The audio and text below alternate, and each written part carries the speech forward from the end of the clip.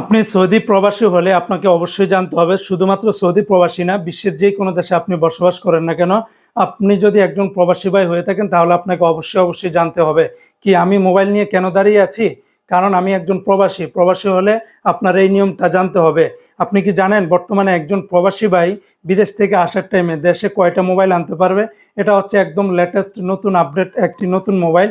আর এই দুইটা আমার ইউজ করা মোবাইল, এবং পাশাপাশি যেটাতে আমি ভিডিও করতেছি সেটাও আরেকটা মোবাইল। একজন প্রবাসীর কাছে ৩-৪টা মোবাইল থাকতেই পারে, এটা স্বাভাবিক।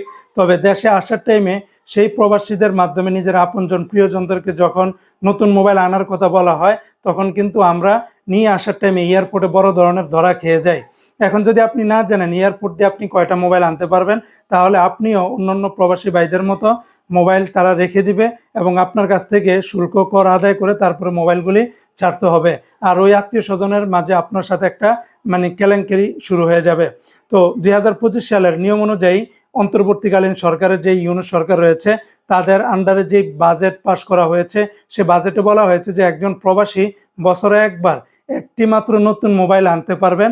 আর তার ইউজ করা দুটি ফোন সে সাথে করে আনতে পারবে। অর্থাৎ সর্বোচ্চ 3টা মোবাইল আপনারা শুল্ক ছাড়া আনতে পারবেন, এর বেশি আনতে পারবেন না।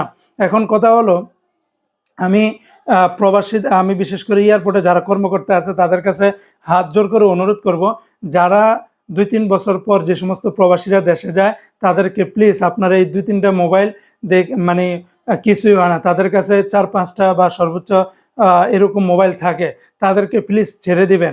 আর যারা অবৈধভাবে চোরাচালানির মাধ্যমে প্রতিনিয়ত মোবাইল আনে, তাদের পাসপোর্ট দেখলে কিন্তু আপনারা বুঝতে পারবেন যে কারা বেশি পরিমাণে মোবাইল আনে কারা আনে না। তো এটা মূলত আইনটা করা হয়েছে প্রতিনিয়ত যেভাবে অবৈধভাবে দেশে চোরাচালানির মাধ্যমে মোবাইল ঢুকে সেগুলোকে প্রতিরোধ করার জন্যই। তবে আমাদের অনেক প্রবাসী বাইরেই বলে যে আমরা 2-3 বছর পরে যাই, সেক্ষেত্রে আমাদের সমস্যা নাই। তবে সেক্ষেত্রে অবশ্যই আপনারা এটা খেয়াল রাখবেন, প্রতি বছরে একবার একটি করে নতুন মোবাইল আর 2টি করে আপনার ইউজ করা মোবাইলেই আনতে পারবেন।